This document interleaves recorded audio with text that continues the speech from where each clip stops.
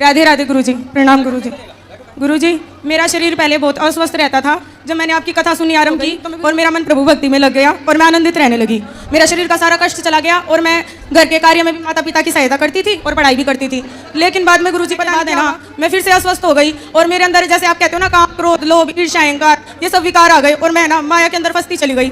फिर से प्रेमानंद बाबा जी है ना, जो उनकी मैं वीडियो सुनने लग गई, तो वो जो बताते हैं ना कि जब वो साधना के पद पे चलता है तो मेरे मन में सब वही विकार आते हैं। तो मैं जो उपाय बताते हैं प्रेमानंद बाबा जी की, नाम जप करो, अधिक से अधिक प्रभु का सुमिरन करो, वो करती हूँ तो कम हो जाता है। नहीं तो मुझे विकार घेरे रहते हैं, विकारों से मुझे मुक्ति नहीं मिल पाती। और है ना, मतलब मुझे कान में ना एक अजीब सी, हमारे जो लड्डू गोपाल जी हैं कि है ना, जैसे आरती करते हैं उनकी, तो वो अग्नि उसे जला देगी, तेरे काना को तो ये हो जाएगा। मैं रोने लगी, चिल्लाने लगी कि मेरे प्रभु को कुछ नहीं होना चाहिए। लोगों ने कहा कि भगवान है, भगवान को थोड़ी ना होता है। तो वो मेरे कान से आवाज़ नहीं जाती, तो मैं अजीब हरकतें करने लगी। तो मेरी माता जी को ऐसा लगा कि मेरे अंदर कोई प्रेत आ गया। लोग भारती जी हैं जो शंकर जी के भक्त हैं, जिन्होंने 5000 साल पहले पृथ्वी में समाधि ले ली थी। तो वहाँ पे ऐसा है जैसे बागेश्वर में है और मेहंदीपुर में है, तो ऐसे उसमें तो मुझे लेके गए, पर मेरे अंदर कुछ नहीं आया। बस मैं एक ही कहती रहती हूँ, जिन बाबा जी के लेके गए उन बाबा जी से भी मैं यही बोली कि बाबा जी आप मुझे ना मेरे काना से मिलवा दो, मेरे मोहन से मिलवा दो। तो जो बाबा जी उससे आवाज़ आने लगी कि तुझे तेरे काना मिलेंगे, और मुझे ना सपने में भगवान के दर्शन होने लगे। अब मुझे रोज भगवान के सपने में दर्शन होते हैं, लेकिन सब लोग ये समझते हैं कि मेरे अंदर प्रेत है। तो अब आप अगर आप कह देंगे कि कुछ नहीं है तो सब मान जाएंगे। तो कौन बोल रहा था कि प्रेत है? मेरी माता जी बोली हैं, और एक है ना, हम जहाँ धाम पे गए थे ना, वहाँ कहाँ माता जी कहाँ है?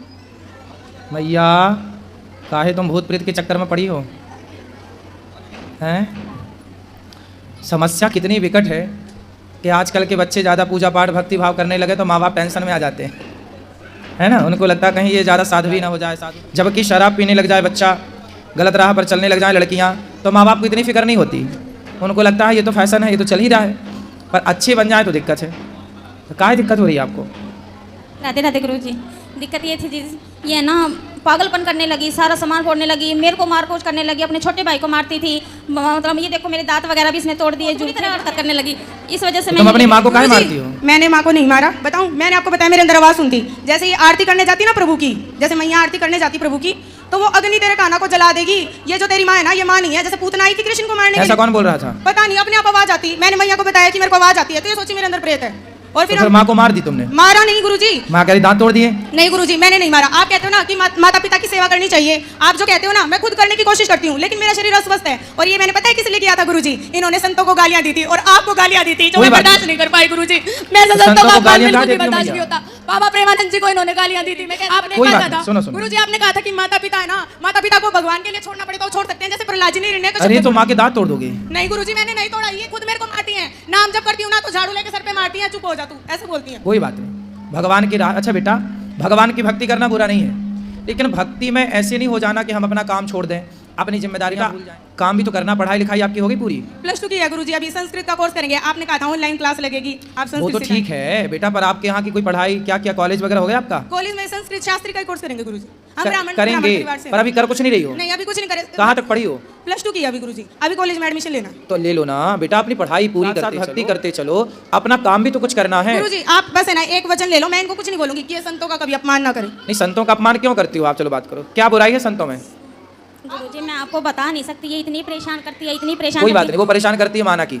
गुरुजी अपना एक भी काम नहीं करती, पानी पी के गिलास का बर्तन भी नहीं उठाती है। ऊपर से इसके पापा ड्रिंक करते हैं, मेरे को वे भी परेशान करते हैं। इनकी सारी जिम्मेवारी मेरे ऊपर है, घर की जिम्मेवारी मेरे ऊपर है। पढ़ाई ना ये पढ़ती ना कहना मानती, सारा दिन गाली गलौज करती है, दौड़ती आपस में लड़ती है ना, वैसे लड़ती है। इसका छोटा भाई स्कूल से आता है, स्कूल की बात नहीं बताने देगी। मेरे को सोना है तो चुप हो जाओ, मेरे को संत की बात चुप हो जाओ, हमें नहीं बोलने देती है। कमरे 3 है गुरुजी, एक में मंदिर बनाया, वहाँ नहीं किसी को जाने देती। घर मेरा बहुत छोटा है गुरुजी, मेरे को कपड़े ऊपर धोने होते हैं, ऊपर नहीं चढ़ने देती, ना कपड़े सुखाने देती, ना ताने।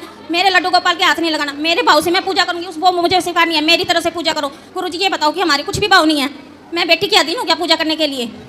ये कहती है मैं जैसे कहूँ ना वैसे कर, मैं जैसे कहूँ वैसे बैठ, मैं जैसे कहूँ वैसे मान, मैं जैसे कहूँ वैसे पानी पी, ऐसे परेशान करती है मेरे को। गुरुजी ये सोच के बाद सीधा भोजन बनाती है, चप्पल पहन के भोजन बनाती है मेरी माता जी। कोई बात नहीं, देखो हर साधु से, हर संत से, हर गुरु से ना माँ ही बड़ी होती है बेटा।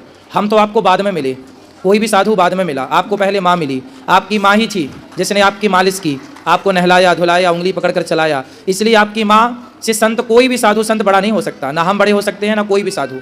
इसलिए आपकी माँ, जब आप अपनी माँ को बोलोगी उल्टा, कुछ करने नहीं दोगी, अपने भाई को उसका रिवीजन नहीं करने दोगी, तो माँ को गुस्सा तो आएगी। गुरुजी ये सारे दिन सांसारिक बातें करते हैं, कभी कोई भगवत बात चर्चा नहीं करते। बेटा, संसार में रहना है तो कुछ सांसारिक बातें तो करनी ही पड़ती है ना बेटा। कभी तो गुरुजी भगवान की चर्चा करे। तो हम है ना 3 घंटे भगवान की चर्चा, मैं हम टीवी 3 में घंटे आपकी कथा सुनाते सुनती हैं। हूँ बस, और कुछ नहीं सुनती। हाँ बस ठीक है, सुनो, बाकी अपनी माँ से माँ की तरह बात करो, बेटी की तरह। गुरुजी मैं ऐसा क्या करूँ जिससे अगले जन्म में मुझे ऐसे माता पिता मिले जो मेरी भक्ति में विरोध उत्पन्न ना करे। अरे इस जन्म में ही अपना कल्याण कर लेना, जन्म जन्म काहे बार बार आना जाना। ठीक है गुरुजी। ठीक है? गुरुजी आपसे दीक्षा लेनी है। लेकिन सुनो, आगे से आप अपनी माँ को पलट के जवाब नहीं देंगी, और घर का काम भी, अपनी माँ के काम में हाथ नहीं बटाती हो आप। गुरुजी मैंने जैसे बताया मैं अस्वस्थ रहती थी, स्वस्थ होने के बाद करने लगी, जब पुनः अस्वस्थ हुई तो अब मैं नहीं करती हूँ। अब मैं केवल ठाकुर जी की सेवा करती क्या हूँ। बीमारी है आपको? गुरुजी है ना, हमारी हड्डी में दर्द रहता है कमर की में, और डॉक्टर से चेकअप करवाए, रिपोर्ट में कुछ नहीं आता। तो आप योग किया करो बेटा, कल को शादी होगी तो वहाँ ससुराल जाके भी यही सब करोगी। गुरुजी शादी से जुड़ा एक और प्रश्न है। मैं ना मोहन जी को, जो कृष्णा जी हैं, उनको प्रियतम मानती हूँ, तो मैं आजीवन विवाह नहीं करना चाहती। क्यों? खुश रहो, खुश रहो। विवाह क्यों नहीं करना चाहती हो? क्योंकि हम मोहन को बसते हैं प्रियतम भाव से, इसलिए।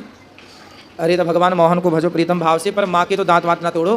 गुरुजी वो भूत प्रेत बताते हैं, मेरे को बहुत क्रोध आता है। अब नहीं बताएंगे, पर आपको काम भी तो करना चाहिए ना कोई घर का। वहाँ पे सजाड़ा में ना जो बाबा जी के यहाँ, घर में कुछ काम नहीं करना चाहिए आपको? करना चाहिए। शरीर अस्वस्थता के कारण गुरुजी अरे नियम भी भगवान। नहीं निभा पाती मैं। थोड़ा बहुत तो कर सकते हो। वो तो हम करते हैं, इनसे पूछो आप।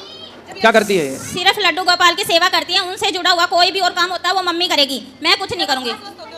वो इसकी मजबूरी होती है सर गुरुजी, जो उसकी मजबूरी होती है, जब मुझे नहीं करना होता। जब भी करती है तो बहुत टांडव मचाती है, घर में बहुत परेशान करती है। और गुरुजी इसको ये बोलो कि मंदिर तो सबके लिए, भगवान सबके लिए, सारी पूजा करें। तो आप अपनी माँ को मंदिर नहीं जाने देती हो? गुरुजी इनका जो मंदिर है वो नीचे इन्होंने बना रखा है। अब बाबा प्रेमानंद जी ने बोला था कि आपका एक ऐसा साधना कक्ष होना चाहिए जिसमें कोई सांसारिक व्यक्ति प्रवेश ना करे, तो आप उसके अंदर जाओगे तो आपको कभी, जैसे कि ये काम क्रोध आते हैं ना, तो नाम जप के बीच में आपको ये नहीं आएंगे, तो मैं उस कक्ष में किसी को नहीं जाने देती, ताकि उसमें जाने से मेरा मन शांत हो। उसमें मैं नाम जप करती हूँ। सारी बेटियां ऐसी हो जाएंगी तब तो हो गया बंटा ढार। बेटा भक्ति का तुम लोगों ने अर्थ ही गलत कर लिया, ये गलत ट्रैक पे चली गई आप। भक्ति का मतलब यदि ये है ना, तो पूरे देश में अकर्मण्यता फैल जाएगी तेजी से। यदि भक्ति की ये परिभाषा आप लोग गुरुजी मानने लग मैं ना गए, सारा काम करूंगी, तो सारा लेकिन बंटा ढार हो जाएगा देश का। गुरुजी आपने कहा ना, पढ़ाई भी करूंगी, घर का काम भी करूंगी, लेकिन संतों का अपमान नहीं सुन पाऊंगी। संतों का अपमान कोई नहीं करेगा। आपकी माँ को आप परेशान करती हो तो बोलेगी माँ, तो इसमें क्या गुरुजी है? मुझे बोले ना, आपको क्यों बोले? कोई बात नहीं, आपकी माँ भाई आखिर माँ को तो ये लगता है कि आपके दिमाग में चारा भूसा संतों ने डाला है, तो वो संतों को गाली दे रही हैं। लेकिन आपको ना संतों की भाषा ऐसी नहीं होती, संतों का कहना ऐसा नहीं होता जैसा आप मान रहे हो। सांसारिक क्या होता है भाई, देखो काम क्रोध लोभ मोह इतना बुरा नहीं है बेटा, इतना डरना नहीं है इन चीज़ों से। ये सारी चीज़ें अच्छी हैं। काम ना होता तो आपका जन्म कैसे होता? क्रोध ना होता तो ये बच्चों को डांटता कौन? व्यवस्थाएं कैसे होती? लोभ ना होता तो फिर कोई काम ही क्यों करता? क्यों फिर कोई पैसा काम, कैसे फिर देश की अर्थव्यवस्था चलती? तो लोभ, काम क्रोध लोभ। मोह ना होता, गाय अपने बछड़े को चाटे ना, उसे प्यार ना करे, उसे दूध ना पिलाए, तो बछड़ा मर जाएगा। तो गाय को बच्चा पैदा करती एक मोह जागता है, जैसे माँ को बच्चा पैदा होते ही उसको एक मोह जाग जाता है कि मेरा है। और यदि वो मोह ना जागे तो कोई माँ छाती से क्यों लगाएगी बच्चे को, क्यों दूध पिलाएगी? वो मोह ईश्वर की एक व्यवस्था है, बुरा नहीं है। संसार में उनकी परिभाषा हम कथा में समझाते हैं। मोह हो कैसा हो, गुड मोह तो हो, बैड मोह ना हो, अच्छा मोह तो हो, बुरा मोह, संसार से मोह ना हो, पर जिद करनी है ना बेटा। गुरुजी मैं आपसे बारंबार क्षमा चाहती हूँ, क्योंकि मेरी वजह से आपको अपमान ना हमें कोई दिक्कत नहीं मैं बेटा, आपसे बारंबार हमें सम्मान अपमान की कोई चाह नहीं है, हमें कोई दिक्कत नहीं है। बस आपकी माँ खुश हो ऐसा काम करो, आपकी माँ ही आपके लिए गलत सबसे काम मैंने बड़ी। की और सुनना आपको पड़ा मेरी वजह से। कोई बात है, हमें कहाँ कुछ सुनना पड़ता है। गुरुजी हमें- बोलते तो आपको ही है ना सब। कोई बात नहीं, चलता है, हम लोग पचा लेते हैं गुरुजी सब। मैं भी क्षमा मांगती हूँ, क्योंकि मेरे ये नहीं, क्षमा विचार मांगने डालना की नहीं जरूरत ही नहीं है। मेरे ये विचार डालना नहीं है सर। गुरुजी क्षमा करना। ये ऐसे कहती है सर्वप्रथम मैं हूँ, मैं आदि शक्ति हूँ, मैं कुछ भी हूँ, मेरे पैर पकड़, पड़ोस में गली में खड़ी होगी ये मेरे से पैर पकड़वाती है। गुरुजी ऐसा कुछ नहीं है, एक भगत है, मैं आपको बताती हूँ। वो भगत क्या है, वो जपता तो राधे राधे है, लेकिन वो है ना ऐसे तांत्रिक टाइप में है। कौन?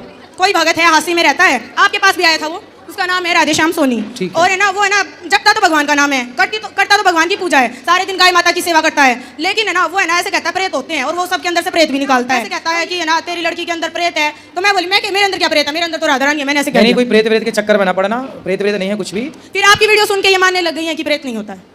कुछ नहीं है, ये सब चक्कर में ना पड़ो।